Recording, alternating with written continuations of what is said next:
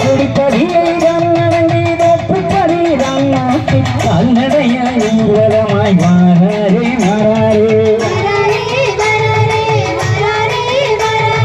நான்கு தோறும் ஒன்று முறையில் ஊர்வலமாய் வாராரே ஆவணிப்பையை ஆசி அழகுடன் மாறாரே அன்பரெல்லாம் வணங்கிடவே அற்புதமாய் வாராரே ஊருக்குள்ளே குருத்தோலை காலாட்டி குடியிருந்த நம்மளைய வாராரே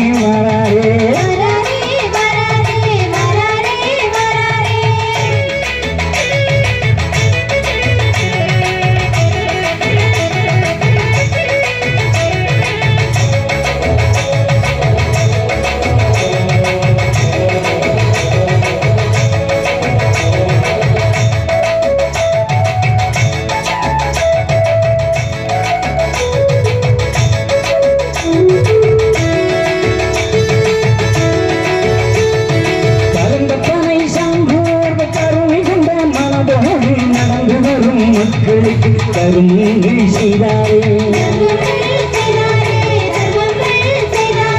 தாம்பங்குள மக்கள் எல்லாம் பாதையத்திலே அன்பருக்கு பரிவோடு கருமங்கள் செய்தாரே பணக்குடியை வளங்கொடுத்து வாராரே பபுசு கொண்டு சமோரை காத்தாரே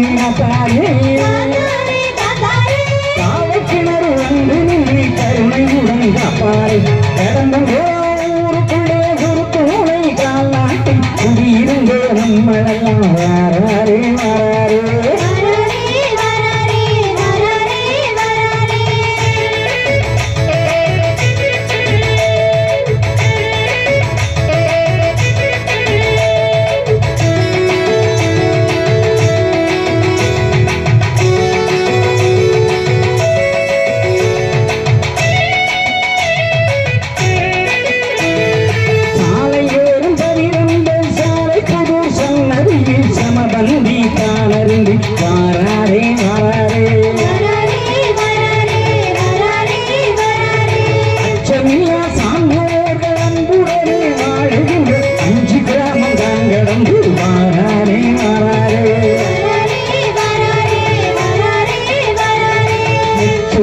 புறங்கடங்குள் வாராரே வாரியும் அங்கடங்குள் வாராரே பட்டக்கோட்டை செங்குத்திலே மனமுடனே வாராரே கடந்த ஊருக்குள்ளே குருத்தோலை காலாட்டை குடியிருந்த நம்மளைய வாராரே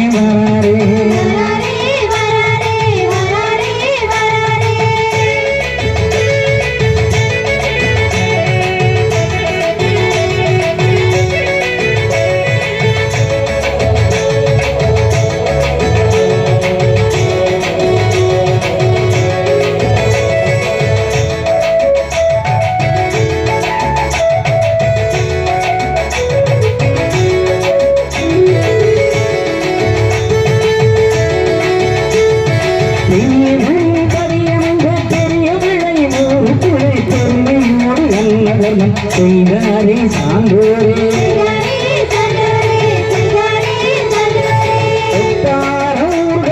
வெற்றையடி ஊர் வந்து அருளி சிக்கும் அரசம்பதி வாராரே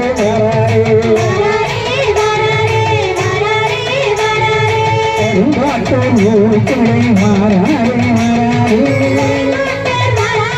சுவாமி காப்பு கதியுமே வாராரே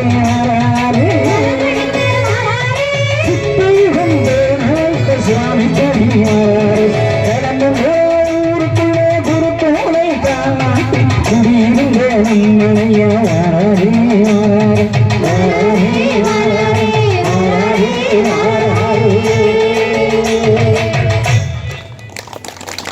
தட்டு தட்டு பாண்டவரை நிச்சயித்து நினைத்தால் 7 பேரும் இறைவனை நிச்சயித்து அங்கு நீராடுகின்ற பொழுது கொண்டலும் குளிரும் ஏற்படுகிறது. குளிர் நடுக்கம் தாங்க முடியாமல் அக்கினி இருந்தால் நலமாக இருக்குமே என்று எண்ண அங்கே அக்கினி உருவாகும். நீ எதை நினைக்கிறாயோ அதை அடைவாய். அதனால நல்ல நினைவாக்கி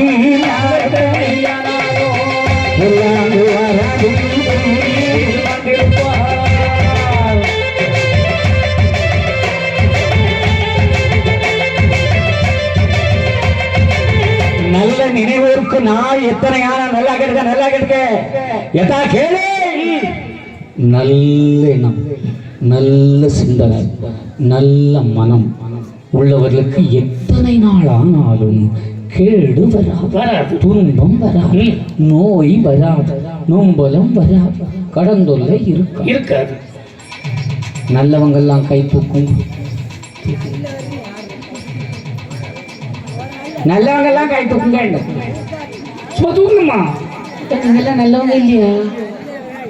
அவன் ஒருத்தன் தான் நல்லவனா இருக்கான். ஏதா நல்ல கை தட்டுக்காட்டா அந்த மாதிரி ஏகப்பட்ட பொதுவா நல்லவங்களா இருந்தா இந்த சத்தத்தை கேட்க முடியுது. நிச்சயமா தீய குணமுள்ளவனுக்கு இந்த சத்தம் கேட்காது. அது கேட்டால் அவனுக்கு காது குடைச்சலா இருக்கும். ஆனா நல்ல எண்ணம் உள்ளவன் தான் இவ்விடத்திலே வர முடியும், இவ்விடத்திலே இந்த நிகழ்வை கேட்க முடியும். அதனால்தான் நல்லவனுக்கே சிறப்பு. நல்ல எண்ணமா இருக்கும் எப்பவும்.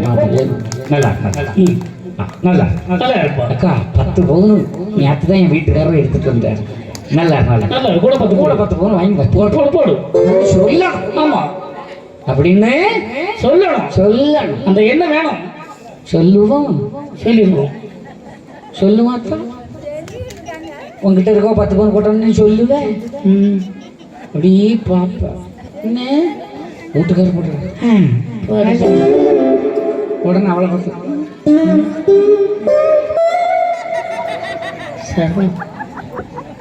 நமக்கு அது வராது. நம்ம பையன் பல்சர் இது நல்ல பைக், இதை விட மேலே வாங்கல, அது இல்லைண்ணா இதை விட புல்லட் வாங்குறேன் சொல்லுவது. ஆமா ஆம்பளை ஒரு நாள் அப்படி இல்லைன்னு சொல்ல மாட்டேன். அவன் பைக் எடு கார் எடு அப்படின்னு சொல்லுவான். ஆனால் நம்ம தான் பத்தியாட்டு நகையும் நட்டுமா சும்மா என்னாமா. அதான் என்ன செய்ய முதல்ல அவ புருஷன் தான் என்ன கேட்டிருந்தது. அப்படியா?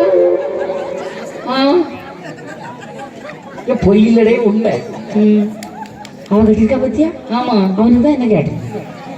எங்க அப்ப அவன் ஒரு குடிகார பையன்னு இந்த வாத்தியாந்தரையில கொண்டு என்ன கட்டி இவன் மாச சம்பளத்தோட சரி கட்டியா. ஆனா அவன் குடிகாரன் இவ்வளவு கட்டணும் பிறகு வெளிநாட்டுக்கு போனோம் எல்லாம் ஒரு கொடுக்கணும் என்ன கேட்டாச்சு. அப்படி வேற என்ன இருக்காக்கு. இந்த கதை எப்போ வரும் தெரியுமா? எப்போ அவன் பையனுக்கு கல்யாணம் முடிஞ்சு பேர எடுக்க நேரத்துல பாட்டிக்கு கதை விட்டோன்னா பாட்டி எந்திரிச்சு உட்காந்துருக்காரு. இவ்வளவு கரெக்டா இருக்கா பத்தி நேரம் படுத்த இடத்துல நகை சொன்னா நினைச்சால அப்படி ஒரு மனுஷன் கொண்டு வரும் தெய்வம். அதனால்தான் நல்ல நினைவு இருக்கு. யார் எப்படி நமக்கு வந்தது நமக்கு அவனுக்கு கிடைப்பது அவனுக்கு அந்த போதும் என்ற மனமே பொன் செய்யும் அந்த நினைப்பு இருந்தா நோயே வராதுமே.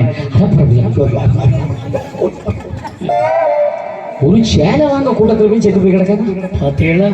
ஒரு சேலை கொடுக்க இடத்துல போய் நெருக்கி செத்து கிடக்கு. அப்ப ஆசை தானே வேறு உனக்கு கடந்தது யாராலும் தடுக்க முடியாது. அந்த எண்ணம் இருக்கணும். அந்த எண்ணத்தோட அப்படி எண்ணம் இருந்ததனால்தான் அங்கே சிறப்பு இருக்கும். நீ எதை நினைத்தால் சுகப்படுகிறாய் என்று நினைக்கிறான். உடல் சுகத்துக்கு ஆசைப்பட்டவன் உறுப்பினரா சரித்திரமே கிடையாது. அதனால ஆமா ஆசையது உங்களுக்கு இருக்குதடா.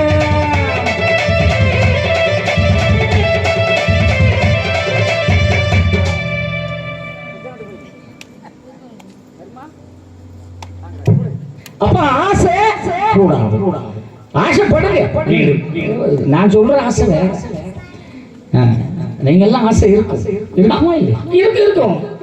இருக்குமா இல்ல? அரியபுரம் ஆசை இருக்கா இல்லையா?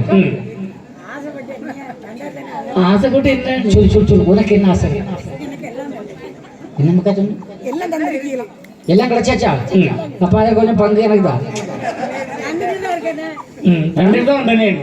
எல்லாம் கிடைச்சா பங்கு தர வேண்டியது நிலைமை. உனக்கு என்ன ஆசை இருக்கு? இது நடக்கும். நீ கேள. நான் ஒன்றும் பொய்ய நம்பல. வாங்கி தருவேன். உனக்கு என்ன ஆசை இருக்கு? கைகால் தடவை சுகமா இருக்கு. இதெல்லாம் ஆசையாடே. மனுஷனை பிறந்தா உருப்படணும் தான் நினைப்போம். ஆமா, இதை போய் ஆசைன்னு சொல்லிட்டு இது ஆசை இல்லை. ஆசைய சொல்லு. உனக்கு என்ன ஆசை? எல்லாரும் நல்லா இருக்கும். எல்லாம் ஞானி ஆயிடுச்சு. எல்லாமே ஞானி அப்படிதான் கேட்க முடியும். அதனாலதான் ஒன்னும் பலியாற மாட்டாங்க. எதைய போய் கேட்டு பாரு, ஞானம் பேசுவாங்க. ஐயா தரம்ப எங்க ஐயா தான் எல்லா இடமும் இருக்காரு. இதுக்கெல்லாம் இதெல்லாம் தேவையா? அவர் தருவார். அப்படி முடிச்சுக்குவான். தெளிவா பேசிருக்கோம். வாழ்க்கையில ரொம்ப ஞானமோட இருக்கான்.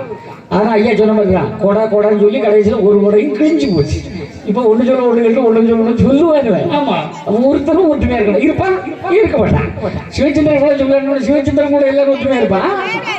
ஏதோ போங்குறிச்சி ஐயா ரமேஷ் ஐயா அந்த அன்புபதி அரசுபதி ஐயா கொடுத்த உத்தரவில் இந்த மாநாடு நடத்தி இப்படி 5-6 பிள்ளைகளை வச்சு இது சிறப்பு. ஒரு காலத்தில் கடையும் மாநாடு என்றால் கடல் கடந்த கூட்டத்திற்குள்ளே மிதக்கின்ற நிலை இருந்தார். அப்படி மிதக்கிற நிலை சாதாரணமாக எவ்வளவு சிறப்பு கொடுத்து மாநாடு. சிவச்சந்திரன் நீங்கள் காலையிலிருந்து இருந்தால்தான் அந்த மக்கள் கூட்டத்திலே இருக்கும் என்று கட்டாயப்படுத்துகிற ஒரு நிலை என்று அமர்ந்து கடையம் ஜங்ஷன். அதில் காலையிலிருந்து மாநாடு, பேச்சாற்றல், பட்டிமன்றம், ஊர்வலம், ராத்திரி 11 மணிக்கு மேல புரோகிராம், கச்சேரி. என்ன அத்தனை பேர்களும் மறுபடியும் ஒன்று சேர்ந்தால் கடையம் மட்டுமல்ல, இந்த உலகமே நமது காலடியிலே. யாரோ ஒருவன் செய்வதற்கு துணிந்திருக்கிறான் அல்லவா? நிச்சயமா அவனை தட்டி கொடுத்து அவரோடு சேர்ந்து பயணிக்க திறமை நம்மிடம் இருந்தால்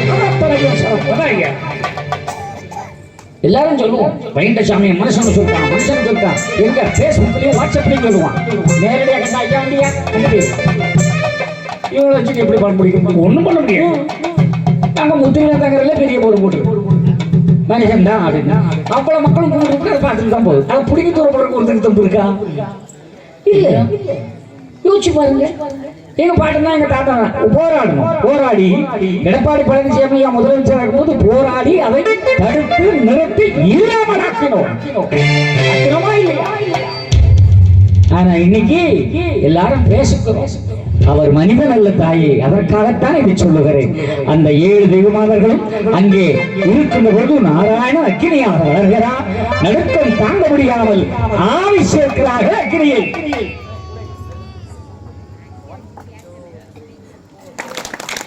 அந்நியர் அப்படி இருக்கணும். அந்த நினைவிலே அக்னியை பிடிக்கிற நேரத்தில் அப்பன் நாராயணன் ஓங்கார மோகமதால் 7 கன்னிமார்களும் 7 ஆண் குழந்தைகளை பெற்றார்.